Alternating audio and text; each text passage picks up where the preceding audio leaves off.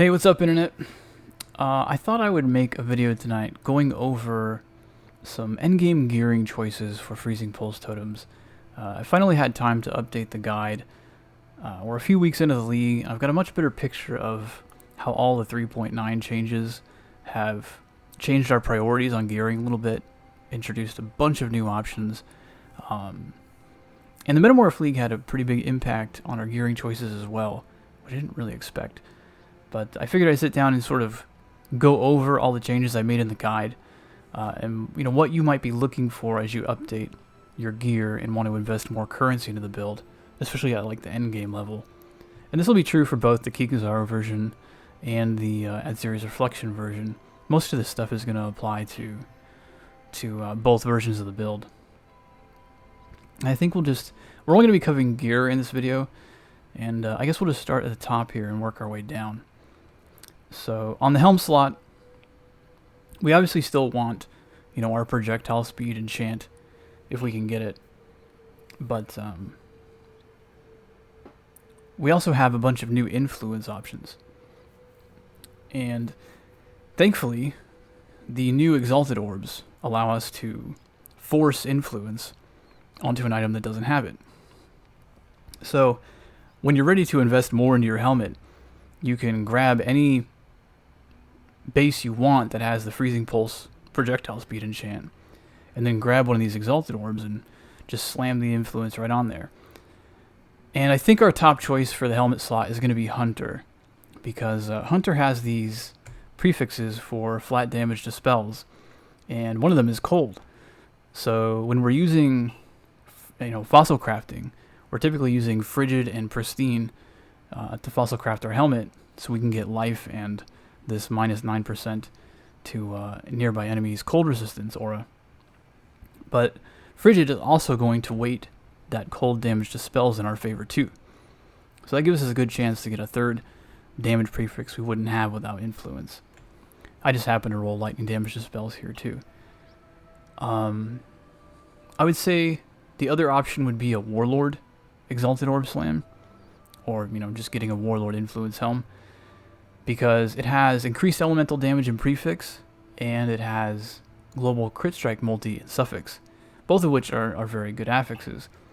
The downside of the Warlord is that your frigid fossils aren't going to weight either of those affixes, so you're much less likely to roll them than the Hunter cold damage to spells.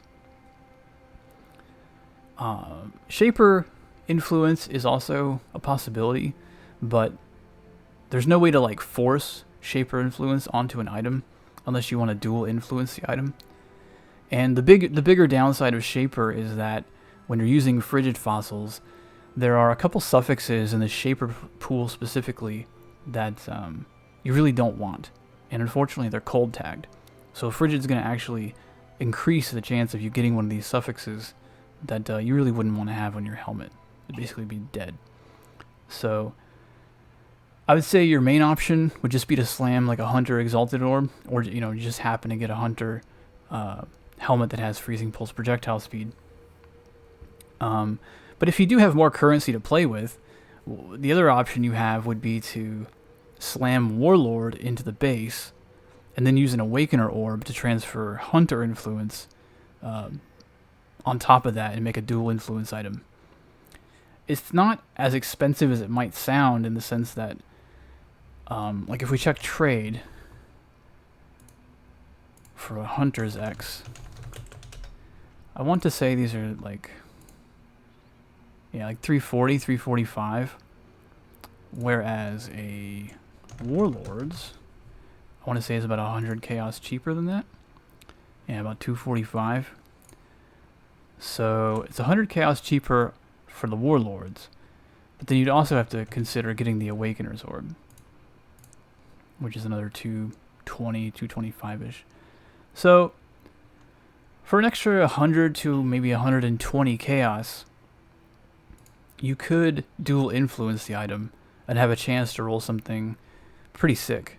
Like you could get cold damage prefix, life, increased damage from Warlord. You could get the -9 cold resistance aura. You could get crit multi, and you might even get shocking conflux from hunter suffixes or something. So you can make a pretty disgusting helm with dual influence for an extra 100 to 120 chaos investment into the base before you start fossil crafting. Your odds won't be great, but if you've already, considering investing that much into your helmet, it's worth considering, I suppose. So in the wand slot, I feel like the wand, like the whole weapon category, wound up being like the most disappointing for me in 3.9. There are some decent options, particularly in the Redeemer pool. The problem with the weapons slot is that with the way multi-mod was changed, it's a lot harder to rationalize crafting your own weapon. For example, there's a pretty decent prefix in Redeemer that has flat cold dispels and like 4% damage pen, which would be better than a regular cold damage dispels roll, right? But even if you were going to craft on a Redeemer base, you would probably want to be, maybe alteration spamming into +1 to all cold and like a really high suffix like tier 1 crit multi or tier 1 cast speed, but then also regling into another tier 1 to tier 3 affix that's usable, and then multi-modding on top of that. And multi-mod's still going to eat one of your affixes, right?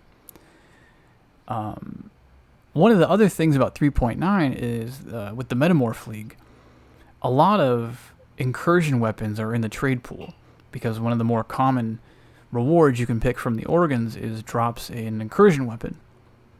This is going to be a running theme in this video, by the way. And prior to this patch, I'd say people sometimes ignored those temple incursion mods, but they're incredibly powerful. It's just that they weren't that common because you had to run Alva all the time, and they weren't even that frequently dropped in the temple. And Metamorph is just flooding the trade market with these things by comparison. There's two incursion mods in particular that are really strong in this category, which is Totems here, which is basically like a tier 3, I think, cold damage roll, but also comes with like a tier 5 or 6, like a mid-tier cold damage dispels in the same prefix, which is really strong. That basically makes this prefix roughly equivalent to like a tier 1 cold damage roll. And there's also a prefix called Totems, which is the equivalent of increased spell damage, and it comes with non-chaos as chaos, which is also roughly equivalent to like a tier 1 spell damage roll. So with all these rares being poured into the market, you can find weapons like this where you get five total affixes that are all useful, right? And this one had an open suffix. I was able to craft global crit multi on it. Suddenly I have a weapon with 6 full affixes that are decent for my build. And it's actually really hard to craft a weapon that makes sense for the opportunity cost relative to the currency you might invest trading for a weapon like this. And so when you're searching for a weapon in this league, I definitely recommend, like if we're looking for a wand, that you start with something like a cold damage base. I think 75 is the minimum for Totems. So when you search this 75% min cold damage, you start seeing all these, this one's Cryomancer, but you see a lot of these Totems, right? Totems.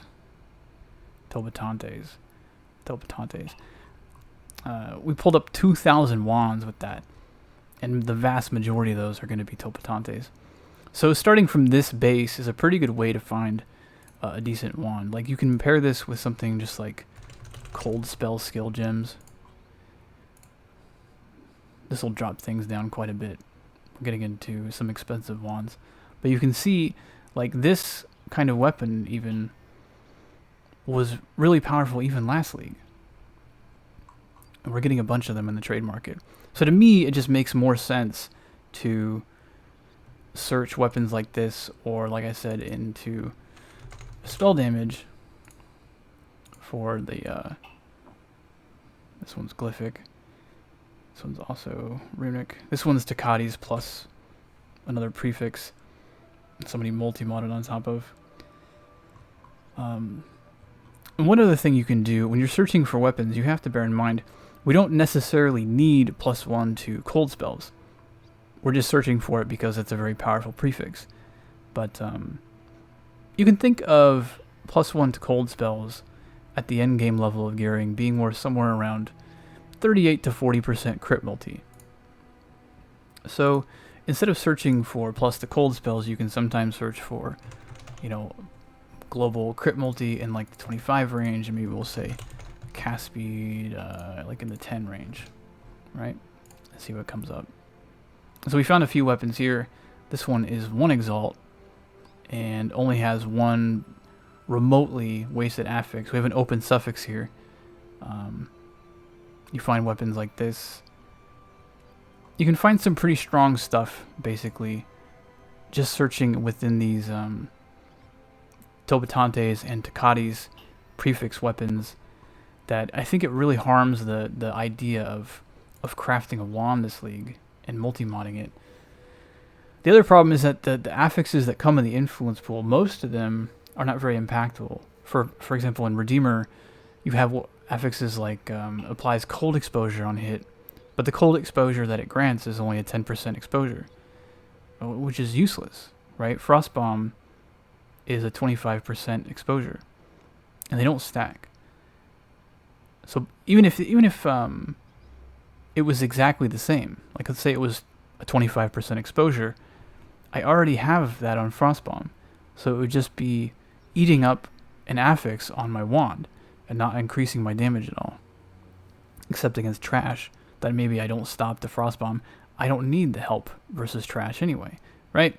So there's like 2 decent mods in Redeemer that I would say. Hatred Aura effect, which rolls up to 40%, is pretty good, and chance for spells to deal double damage is pretty good. I think it goes up to 7% in Redeemer, which is roughly equivalent to a 7% more damage multiplier. So if anything, if you were going to consider trying to go for influence, I would be looking out for a wand kind of like mine that had an open suffix and Redeemer Orb slamming it, and trying to land, Hatred Aura effect or chance to deal double damage that way. But I'm pretty sure you can just craft up to 5% double damage in suffix without taking the gamble. If I'm not mistaken, somewhere here. Yeah, like 4 to 5. Kasha Divine.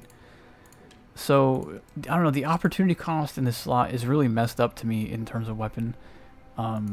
And I recommend just going over the trade site. And if you're in Solo Self-Found, just when you're doing your Metamorphs, keep an eye out for those drops in incursion weapon rewards and trying to find some of these yourself.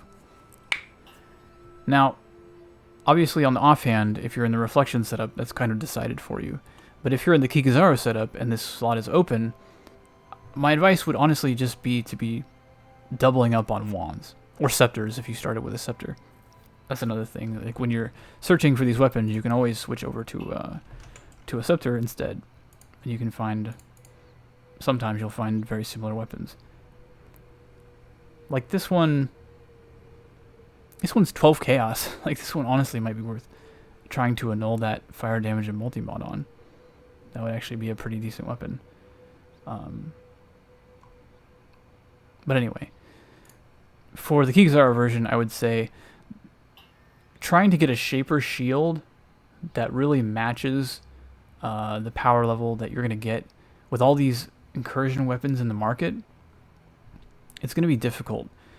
In theory, you can get a Shaper shield that has like +1 totems, +1 cold skills, 100% crit strike chance to spells, maybe even cast speed, and still have room for like life and some other kind of defensive. You could definitely get a powerful shield. But because Shaper's not part of the core storyline, and you only get access to Shaper items through Scarabs or Guardian maps, your opportunity for just finding one of the trade sites really poor. You're basically going to have to craft something like that yourself. And it just makes a lot more sense to me to just invest back into a wand until you either decide you want to move on to another build, or you keep putting currency into the build and wind up in a Ad-Series Reflection setup. And you can just sell on your other wand. So to me, it makes the most sense in this patch, at least, to dual wield, up until you get a reflection. But you can always keep your eye out for a shield that has really strong stats, or if you happen to come across a Shaper shield, in your own farming through Shaper Scarabs or something, you could consider crafting on it too. But for most people, I think dual wielding a weapon makes sense this patch. So in the amulet slot, this one got a little complicated this league, I think. Both the Redeemer and the Hunter pool have +1 to either cold skills on Redeemer or intelligence skills on Hunter for increasing freezing pulse ranks. So, in theory, obviously, we could have a dual influence item that was Redeemer Hunter and get both cold skills and intelligence skills. And that would be amazing, right? The problem, it again comes back to opportunity cost when we consider that both of those are prefixes. So unless you're willing to invest a very large amount of currency into chasing such an item, your odds of coming across an amulet that's actually going to have value across the whole item isn't very good. Like I mentioned before, the value of +1 to all cold, or +1 to freezing pulse basically, is about 38 to 40% crit multi. But the thing is, if you were just going to use, let's say, like a single influence base, like a Redeemer base, it's much more reasonable to think about alteration crafting an amulet like this, because crit multi is a suffix. So I can alteration spam and force +1 to all cold and crit multi and then regal. And because I can craft life, I'm not as concerned about like regaling into another tier 1 affix. I can craft life, so I can get into all kinds of affixes that might be useful there, and then multi-mod life if I have to, or maybe I regal into life and I'm lucky. If you are thinking about doing this on a dual influence, though, what it would imply is that you still alteration spam like +1 to all cold or +1 to intelligence gems and that tier 1 or tier 2 crit multi, but then you also have to regal into the other +1. But your odds of doing that are minuscule, right? And if you don't, you're kind of wasting the reason you made the item dual influence in the first place. To me, it just doesn't make a lot of sense unless you really have a lot of currency to burn and you're really just chasing those kind of like GG level items for the sake of doing it.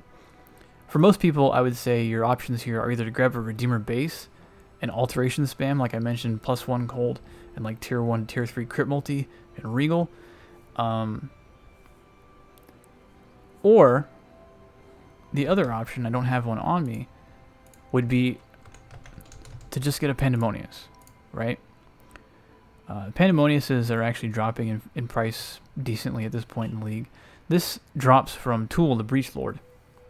Well, actually, the Halcyon drops from Tool, and then you upgrade it into this with a Blessing of Tool that costs like 1C or something. And you can kind of consider this amulet like the floor, in the sense that anytime you are thinking about investing currency into an amulet, and you're going over this price, you're always coming back and comparing to this. How much better is the amulet that I'm getting or I'm trying to get compared to the Pandemonious? And how much more is it going to cost me than what I could grab this off the trade site right now? Because you can always just pick one of these up, anoint it, and just forget about your amulets altogether. The Pandemonious is actually very, very strong for this build. 20% damage penetration is worth a ton. And this also applies like a very strong chill. It has increased cold damage, cold resist. It's a dexterity base, which is great. And it also applies blind on all hits. Against chilled enemies anyway, which is everything basically. And blind is a very underrated and powerful affix. It's a little bit hard to evaluate the real value of blind sometimes. If you're really focused on fighting targets like this jerk over here on the left, nothing he does, as far as I'm aware, is affected by blind. Like, I don't think he has any attacks I could miss. He's pretty much all spells. And in a fight like Uber Elder, I'm pretty sure you're dealing with the same situation. They do, like, both Shaper and Elder do have melee attacks, technically, that might miss, like if you get really close to them. But for the most part, the things that will actually kill you in that fight don't have a miss chance. So blind has more value when you're doing things like running, tier 16 maps, especially if you're insisting on running maps that have a huge, like 90% chance to avoid elemental ailments, so you're not freezing or chilling enemies. Obviously, you're going to be dealing with a lot more incoming attacks from trash mobs, which are very dangerous on tier 16. God forbid you roll something like, chain on a map and it has porcupines on it, and you can't chill and freeze them. You're going to wish you had blind in that kind of case, right? But against Cyrus, it's just not worth anything. But even without thinking about the blind, this is a very strong amulet for us because of how much damage it offers.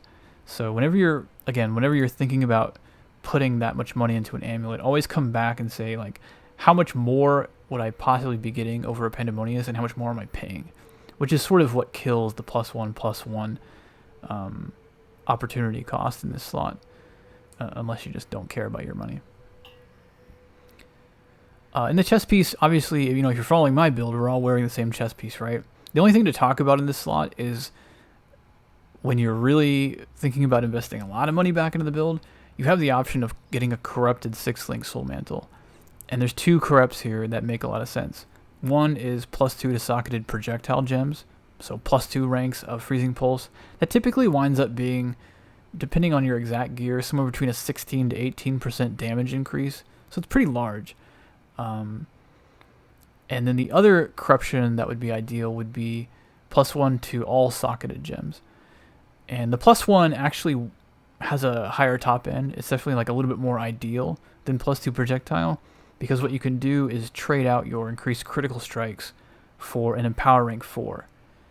And because Empower rank 4 is increasing, or just Empower in general is increasing the rank of your freezing pulse already, the +1 to socketed gems also applies to your supports. So Empower goes from 4 to 5, you're still going to get +2 total on your freezing pulse, right? 1 from the chest, 1 from the +1 rank of Empower, but you also get another free rank on the rest of your supports. So if you had to choose, if you could just pick one or the other, you would want the +1 to socketed gems alongside an Empower 4. Again, though, you have an opportunity cost question here, which is going to be +2 projectile gems. If you're going to buy this item on trade, is going to be significantly cheaper than +1 to all socketed gems. And furthermore, if you're probably not already running Empower, hopefully, which is another like 7.5 Exalt gem, if you want to buy that. So you should expect to pay at least maybe 10 Exalts more for a +1 to all socketed, and then another 7 for an Empower 4, which is a pretty tough pill to swallow, given the discrepancy between the two is not, I think, high enough to justify that. So I'd probably be leaning more towards +2 to socketed projectile gems here. But again, for those who, money is no object, +1 to socketed gems would win. And then I guess the dream, right, the mirror tier thing would be a +2 projectile and +1 to all socketed gems with an Empower 4. And then you're really cooking. So the ring slots, again, this is going to be a case where the Kikazara version, there's not much to talk about. Both your ring slots are occupied. The only thing to say about that, don't waste any catalysts on your Kikazarus. It's just not worth anything. Prismatic or pristine catalysts are the only one that make any sense, because they increase the life and mana regen. You certainly don't need to increase the lightning resist on those. But pristine catalysts are actually one of the more expensive ones, and it just makes absolutely no sense to waste them on Kikazarus. Now, if you're in the Atziri's Reflection setup, you have at least one rare ring slot option open to you. The other one's probably going to be taken up by the Essence Swarm with the Hatred. But in the ring slot, what I find typically when you switch to an Atziri's Reflection, your rare ring slot tends to be playing pinch hitter for a bunch of stats that you kind of need to make up for. In my case, I needed a bunch of decks because the amulet that I wound up with wasn't like a Jade or anything, so I didn't get any decks from my implicit here. So I needed a bunch of decks, and I decided that I'd go with a rare ring and try to get as much value out of it as I could with a high dex roll. and I wound up with something like this. And that's sort of how I feel about the ring slot still. It's not very different than it was prior to this patch. If you wanted to, like if you were trying to find some kind of value out of influences here, I know Redeemer has, I think it's in Suffix, has a level 10 Frostbite on hit, which wouldn't be a terrible value. You could switch your anointment out for Whispers of Doom and go dual curse in a way that doesn't make you, you get to still self-cast your projectile weakness, which means you get sort of the more ideal setup for triggering Arcane Surge. And I think the better gameplay flow, self-casting a curse feels a lot better than doing things like Whispers of Doom and then Freezing Pulse. I tried that this league, and it wasn't very fun. And I actually went back to Flash Freeze and just self-casting my projectile weakness. But it's an option here, right? Because you'd be able to do that and then get your second curse from the ring. Warlord also has crit multi in this slot, so that would be an option if you can fit it. The problem is just going to be, if you are running a rare ring, you're probably using it to like grab specific resists or shore up your dexterity, and it's going to be even harder to get a ring that has those and like a Warlord or a Redeemer affix. I also don't think it makes a lot of sense to Exalted Orb Slam here, but if you're the gambling type, it's an option. So not a lot going on in Ring, in my opinion, that makes much of a huge difference. The boot slot, this is another one of those slots where the Metamorph rewards dropping a lot more incursion pieces into the trade pool makes a huge difference, because Temple mods have this huge Zopex prefix, which is tier 1 mana plus another 7 to 10% increased maximum mana. That's enormous. If you take a look at my mana pool here, I'm getting 300 mana out of these boots. 10% of my whole mana pool is basically these boots right now. It's awesome. So again, the thing that makes the most sense to me this league is searching for this Zopex prefix. You can just search the 7 min value increased maximum mana % and find all these Zopex boots, and you're just looking for what you were looking for before, right? Movement speed, life, and whatever resist that you can find. This one happened to have an open suffix, and as far as boots go, I think the one that makes the most sense to me is Redeemer. I was trying to land increased effect of non-damaging ailments here. You can get up to 40%, which is a pretty high value on boot, and that would be 40% increased effect of chill, which has a knock-on effect on the value of our Cold Snap Bone Chill.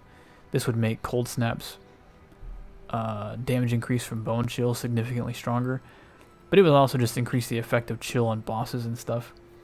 Or if you happen to roll like that Shocking Influence suffix from Hunter and the helmet, then 40% increased effect of shock would also be pretty cool. So slamming a Redeemer Orb, if you have an open suffix at least, kind of makes sense to me here, to try and land that. Redeemer also has, like what I actually got was the chance to dodge attack hits. There's only 4 suffixes in the Redeemer pool, and 3 of them are okay. You can get chance to dodge spell hits or attack hits. You can get the up to 40% increased effect of non-damaging ailments. And there's only one whiff, really, which is getting Onslaught on kill. Obviously, we don't kill things, our totems do, and so this just wouldn't work for us. But 3 out of 4 is pretty good odds, and I think it's decently worth, considering slamming 4 if you have an open suffix. The only other one that I think is really compelling might be like Tailwind if you've crit recently, which I think only really makes sense to consider if you're doing something like dual curse, but you're using like a Storm Brand to apply your curses. You're gonna be dealing crits on your own a lot more often because Storm Brand hits a lot, and so you could have a decent uptime of Tailwind, especially against like a boss like Cyrus or Uber Elder or something, where you're just constantly having at least one Storm Brand sticking to a target. And Tailwind is like a 10% action speed increase, so it's just 10% movement speed, totem placement, cast speed on your totems, everything is up by 10%.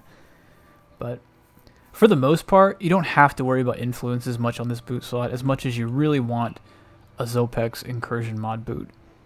Just find the best one of those you can, because you probably don't want to run Uberlab too much if you're like me. And this damage penetrates 10% of enemy elemental resistances if you haven't killed recently is amazing for us. We don't kill anything, our totems do. So this is basically 10% damage penetration forever. The only case where this can come off, and we'll get to this in a second, if we have Culling Strike from your gloves, then it's possible that you'll get credit for a kill if you do something like drop a Frost Bomb, and somehow, you know, your Freezing Pulse put them at the threshold and then didn't kill them, I guess. Frost Bomb would have a potential to cull something, or if an enemy like dropped its health from a hit outside of yours and then you Frost Bomb and blew it up. But it's basically just a totally like edge case freak scenario. This boot enchant from Uberlab is just phenomenal for us. It's something like a 7% damage increase. But you really don't want to go for this enchant, I think, until you have a really strong pair of boots like this to make it worth. You don't want to have to go back into Uberlab for another boot enchant. We'll do Glove next. This is probably, surprisingly to me, the slot where we got the most new options outside of like maybe Helm. Because the gloves I'm wearing, just like in boots and in weapon, is another incursion mod. So again, Metamorph's responsible for dumping all these incursion armor pieces into the trade pool. You can find this pool Hartes, which is basically tier 1 cold resistance combined with up to 50% increased damage with hits against chilled enemies. Obviously we're chilling everything, so that's a pretty large increased damage roll to get on a glove. Otherwise, you're still looking for like the things you were looking for before, right? Life, mana, dexterity if you need to shore it up here, and then resist, right?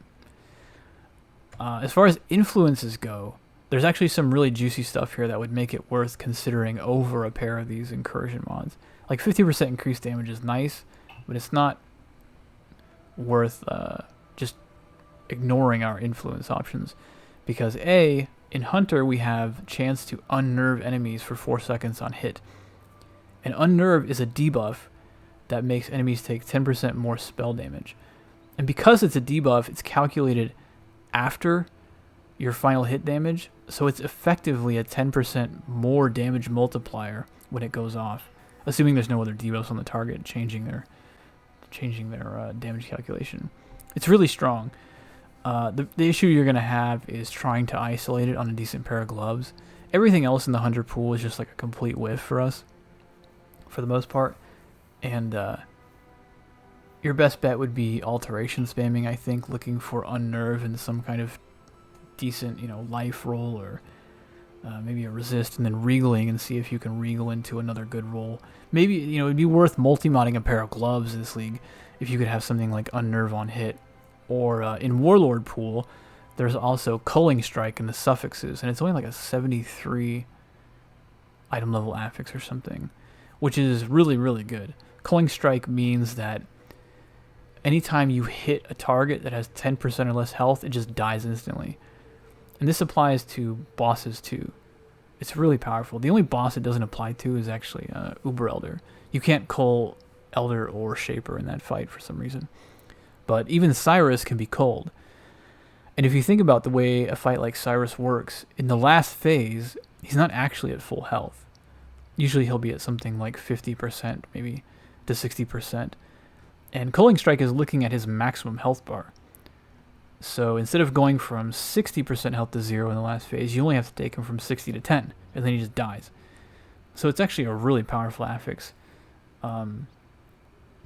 Like Hunter, I think your best bet would be to get Warlord Influence gloves on a decent base, like maybe like fingerless silk gloves or something, and then alteration spamming, looking for Culling Strike and one other tier 1, like a tier 1 life or a tier 1 mana, and then regaling, seeing what you get if you get something usable, and then multi-modding on top of that to fix whatever you didn't land.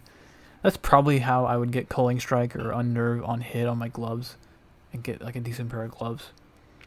Otherwise, just search, in this case you're going to want to search increased damage with hits against chilled enemies in belts. in gloves to find these Puhartes gloves. There's a bunch of them on the trade league now, so it won't be too hard to find an upgrade here, I think. Obviously, it should be mentioned that the old Shaper standby, right, of faster casting still exists. They're obviously a little bit more rare this league, but that's still a very powerful option. I don't even want to think about dual crafting influence on gloves because trying to land Culling Strike and something else just sounds like a pipe dream to me. But yeah, we have a lot of options. Shaper, Incursion, Hunter, and Warlord are all totally reasonable and worth considering this league. And then finally we got the belt. If you're in the Azuri's Reflection setup, we're pretty much done because you're not taking off a Coward's Legacy. You know, this is enabling Pain Attunement for 30% more spell damage multiplier, and even giving you some movement speed and all attributes, so this is your belt. But if you're not, and you're in the Kigazara setup, what I would highly recommend is a Redeemer base belt. You can either do this on a leather belt for the, you know, max life implicit, or you can even Redeemer slam a Stygian Vice. So you could get a Redeemer influence Stygian, which would be really powerful too. As far as what you're looking for on Redeemer, I think this is another slot where you would seriously want to consider fossil crafting. And I would probably do something like Frigid and Pristine, just like on the helmet. Redeemer has 2 different cold damage affixes in increased cold damage in prefix, just like 20%. I think actually it's 30% on tier 1. And in suffix, you have the same increased damage with hits against chilled enemies, up to 50% in suffix here. So you can get 2 different increased cold damage rolls out of this belt. And Frigid is going to weight both of those, which is great. Not only that, when you use a Frigid fossil, one of the belt mods you can get from Frigid is also increased cold damage. So you have 2 chances to roll increased cold damage when you're using fossil crafting on this belt slot, which is really nice. One of the other things you could get here in suffix on Redeemer's side is like remove chill and freeze when you use a flask, which would allow you to pull off the of heat suffix off of one of, you know, whatever flask you have that on right now for your freeze and chill immunity, and consider doing something like you could either put ignite removal on, which really would help you mostly against, I think it's the Enslaver, the Elder Guardian. If you encounter him on a nasty tier 16 map, the ignite he puts on you can butcher you. But otherwise, what you could also do is pull the suffix off here and craft one of the Katarina Flask mods, right? There is something like up to like 70 or 75% increased critical strike chance during Flask effect, which would be a decent, you know, free boost to get during your Flask. So that's not a bad option to get in Redeemer. There's also increased mana recovery rate that happens in Redeemer suffixes, I believe, which mana recovery rate is sort of a global affix that increases your complete mana regen. So if we look at, you know, whatever my mana regen per second is right now, like 611 with Arcane Surge, 20% mana recovery rate would actually multiply this by 20%. So we'd get like an additional 120 mana regen from that belt mod. So it's actually pretty powerful. We already have quite a lot of mana regen, I would say, and typically our mana regen outpaces our life regen. So it's not like amazing, but it's definitely not a dead affix. Otherwise, you're just looking for the same things you were looking for here, life and resists. But if you're in the Kigazar version, I think it's seriously worth considering trying to find a Redeemer base. Just on the trade side, I wouldn't like Redeemer slam an item in this case. There should be plenty of Redeemer belts for you to look through. And then consider fossil crafting here, Pristine Frigid, and you can wind up with a pretty strong belt. I don't know if there's anything else to go over for gear. I think we covered just about everything. I guess one thing I would say is that if you really want to splash money in this build, one other thing you could do is drop the 9 exalts or whatever it is, and slot a Bottled Faith We can just take a look at what it costs right now, actually. Bottle of Faith is an incredibly powerful... Oh, it's actually up. So it's 11 exalts right now. And this is a flask that basically drops a really large consecrated ground when activated. It's a sulfur flask too, so you get 40% increased damage during the effect anyway. You get a gigantic consecrated ground.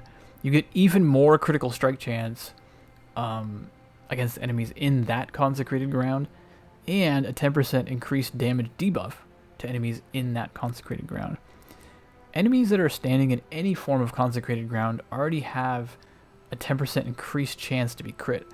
This plus 1.5 is base crit chance for you on top of that. So your crit chance is basically going to be like 99 point something percent to anything standing in this consecrated ground. And it's also going to make them... And this affix here, just like Unnerve, is applied as a debuff, which means it's essentially a 10% more damage multiplier. So this flask is actually gigantic to anything that you can get to stay in the consecrated ground, which is pretty large. It's roughly the same. It's like 60 units, I think, or something. It's not quite a whole screen, but it would cover most of this surface area here. So if you're looking to find a flask better than Wise Oak for stuff like killing, Uber Elder or Cyrus, things like that, Bottled Faith would be a pretty gigantic upgrade if you're so inclined to throw money at the build.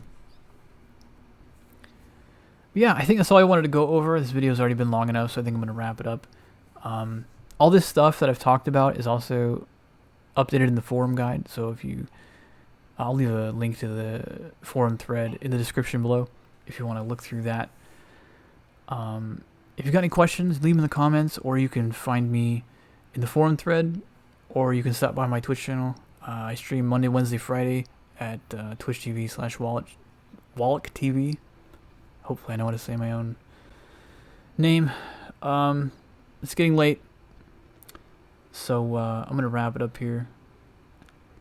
And I will catch you guys next time. Peace.